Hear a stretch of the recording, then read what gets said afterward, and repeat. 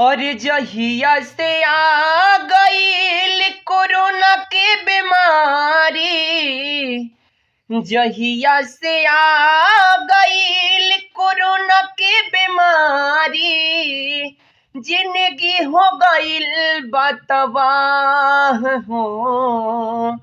घरवा में लागे जेल के जैसन, घरवा में लागे जेल के जैसन, कोरोना कैले बा अत्याचार हो। ए भैया कोरोना कैले बा अत्याचार हो। नाही घबराई हा भैया, नाही तू डराई हा, सोशल डिस्टेंशन के पालन करी हा। नाही घबराई हा भैया, नाही तू डराई हा, सोशल डिस्टेंशन के पालन करी हा। 1 मीटर के दूरी तू तो हरदम रखी हा, 1 मीटर के दूरी तू तो हरदम रखी हा।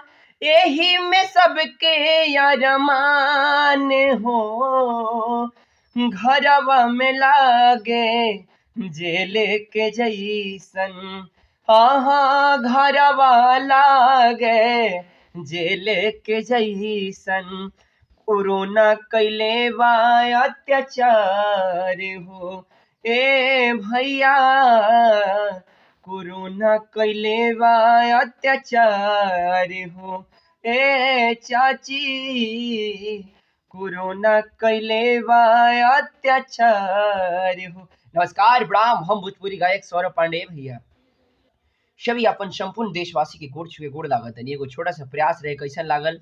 अच्छा लगे तो प्लीज भाई के वीडियो के तहलका मचा दे। जय हिंद, जय भारत, हर हर महादेव।